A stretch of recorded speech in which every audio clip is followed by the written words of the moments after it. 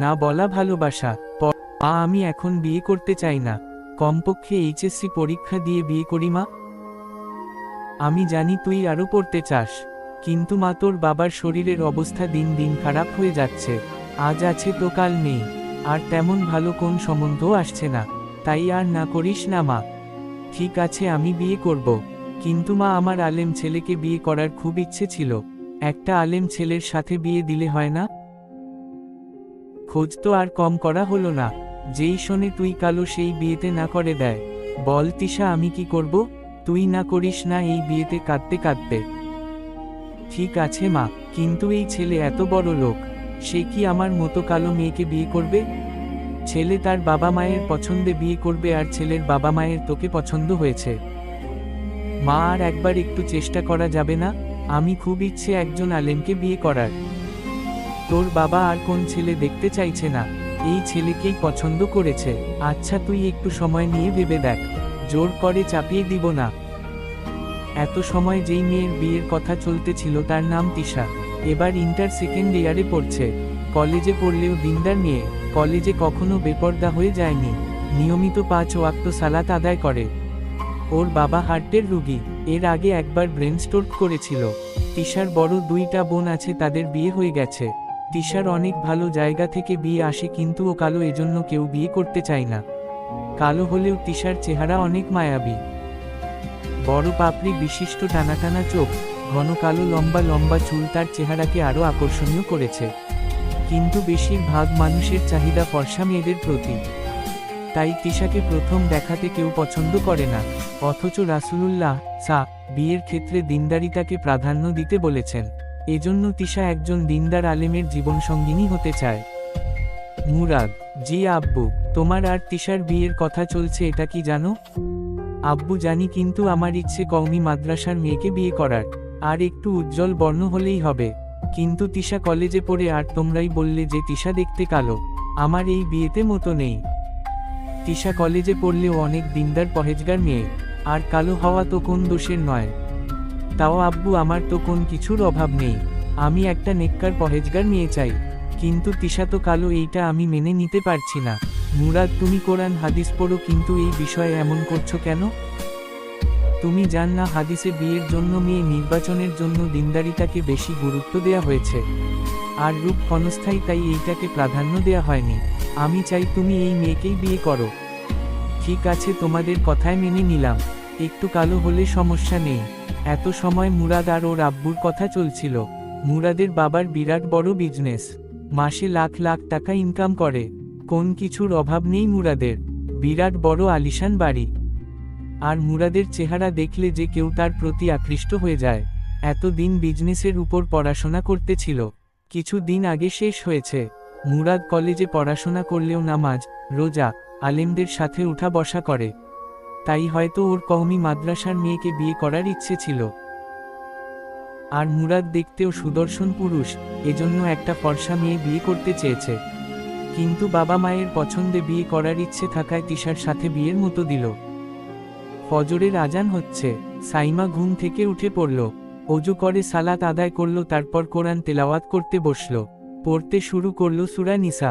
প্রথম আয়াতেই পড়ল, হে মানব সমাজ, তোমরা তোমাদের পালনকর্তাকে ভয় কর, যিনি তোমাদেরকে এক ব্যক্তি থেকে সৃষ্টি করেছেন এবং যিনি তার থেকে তার সঙ্গিনীকে সৃষ্টি করেছেন, আর বিস্তার করেছেন তাদের জন থেকে অগণিত পুরুষ ও নারী। আর আল্লাহকে ভয় কর, যার নামে তোমরা একে অপরের নিকট যাঞ্চা করে থাক, এবং আত্মীয় জ্ঞাতিদের ব্যাপারে সতর্ক অবলম্বন কর। নিশ্চয় আল্লাহ তোমাদের ব্যাপারে সচেতন রয়েছেন। সাইমা রাফির সাথে বিয়েতে সম্মতি দিয়েছে। 2 দিন পরে ইসলামিক আইন অনুযায়ী ঘরোয়াভাবে বিয়ে হবে। ওর 2টা বোন চলে এসেছে। সাইমা শুধু ওর বেস্ট ফ্রেন্ড রাইসাকে বিয়ের কথা জানিয়েছে। হঠাৎ করে বিয়ে ঠিক হওয়ায় কাউকে জানাতে পারিনি। আজকে বিয়ের দিন, সকাল থেকেই বাড়িতে দাওয়াত করা মেহমান আসতে শুরু করেছে। মধ্যবিত্ত পরিবার হওয়ার খুব বেশি আয়োজন করতে পারিনি। রাফির বাড়িতে বিয়ের ধুমধাম আয়োজন চলছে, তবে সেটা ইসলামিক নিয়মের মধ্যেই আছে। বিয়েতে অপচয় আর ইসলাম পরিপন্থী কোন কাজ না হয় দিকে রাফির বাবা লক্ষ্য রেখেছেন। সাইমার খালাতো বোনরা খুব একটা ধার্মিক না, বিয়েতে এমন আনুষ্ঠানিকতা তাদের পছন্দ হয়নি। ওরা চেয়েছিল আতশবাজি পটকা ফোটাতে, কিন্তু এইগুলো করা বেদাত, তাই ওদের কেউ করতে দেয়নি। সাইমাকে ওর বড় 2 বোন গোসল করাতে নিয়ে গেল। এখানেও সাইমার খালাতো বোন মারুফার আপত্তি। আপু, সাইমাকে গায়ে হলুদ দিলে না? মারুফা: কেন, এসবের কি দরকার আছে? সাইমার বোন: এইগুলো না করলে কি আর বিয়ের মজা আসে? এখনকার প্রতিটা বিয়েতেই এসব অনুষ্ঠান করা হয়। আর আপনারা তো আরও অন্য কিছুও করতে দিলেন না। কি কি করতে চাও তোমরা? এই গায়ে হলুদের অনুষ্ঠান, সারা বাড়ি লাইটিং, মিউজিক, জামাই যখন আসবে তখন গেটে টাকা ধরব, তার হাত ধুয়ে দিব, আরও কত কিছু করা যায়। কিন্তু আপনারা এইগুলো করতে আগেই নিষেধ করে দিলেন। শোন মারুফা, ইসলামে এইগুলো করার কথা বলা হয়নি। এইগুলো বিয়ের জন্য বেদাত। আর এসব খরচ করে কোন লাভ নেই। বিয়ে সোল খরচে করার কথা এসেছে। আর এই কাজগুলোতে গোনাজ ছাড়া কোন সওয়াব হবে না। আপনাদের সাথে কথা বলে পারবো না, যা ভালো হয় করেন। সাইমাকে সুন্দর করে সাজিয়ে দিয়েছে সাইমার বোন। এর মধ্যে সাইমার বেস্ট ফ্রেন্ড রাইসা চলে এসেছে, হাতে অনেকগুলো বই আর একটা নীল ডায়েরি। সাইমা: কিরে, এত দেরি করলি কেন? রাইসা: ইসস, একটু দেরি হয়ে গেল, প্লিজ কিছু মনে করিস না। সাইমা: এতগুলো বই? রাইসা: তোর জন্য নিয়ে আসলাম। এই বইগুলো অনেক ভালো, দাম্পত্য জীবন সুখী করার জন্য ইসলামিকভাবে অনেক সুন্দর সুন্দর টিপস দেয়া। সাইমা: বাহ, খুব খুশি হলাম। রাইসা: আমি তো জানি আমার ফ্রেন্ড বই পড়তে খুব ভালোবাসে। আর শোন, এই যে এই নীল ডায়েরি, শুধু তোর জন্য। ডায়েরি লিখতে ভালোবাসিস, তাই অনেক খুঁজে কিনলাম। সাইমা: মাশা আল্লাহ, এর আগের গোলাপি ডায়েরির থেকেও এটা বেশি সুন্দর। রাইসা: এই ডায়েরিতে আজ থেকে লেখা শুরু করবি। বিয়ের পর লেখার জন্য এইটা দিলাম। অন্যগুলোতে লিখলেও এই ডায়েরিতে শুধু বিয়ের পরের দাম্পত্য জীবনের কথাগুলো লিখবি। এটা আমার আবদার। সাইমা: থিম আছে। কিছু সময় পরেই বর যাত্রী চলে আসলো। অল্প সময়ের মধ্যে বিয়ের কাজ শেষ হয়েছে। এবার পিতার বাড়ি থেকে বিদায় নেয়ার পালা। সাইমাকে কালো বোরকা আর হিজাব পরিয়ে দেয়া হয়েছে। রাইসা ওর হাত ধরে রুম থেকে বের করে নিয়ে গেল। বাইরে যে সাইমা রাফিকে চিনতে পারেনি। এর আগে রাফিকে কোনদিন দেখেনি। রাইসা রাফিকে চিনিয়ে দিল। সাইমা তো রাফিকে দেখে আকাশ দেখে পড়ল। মাশা আল্লাহ, এত সুন্দর ছেলে, তাও আবার জুব্বা পরেছে, সাথে পাগড়িও আছে। আলহামদুলিল্লাহ, আমি তো এমনই একজন চেয়েছিলাম। আল্লাহর কাছে হাজারো শুকরিয়া। কলেজে পড়া ছেলে হলেও সুন্নতি লেবাস। রাফিকে প্রথম দেখেই সাইমার ভালো লেগে গিয়েছে, কিন্তু তার মনে অনেক প্রশ্ন। রাফি কি তার মতো কালো মেয়েকে মেনে নিবে?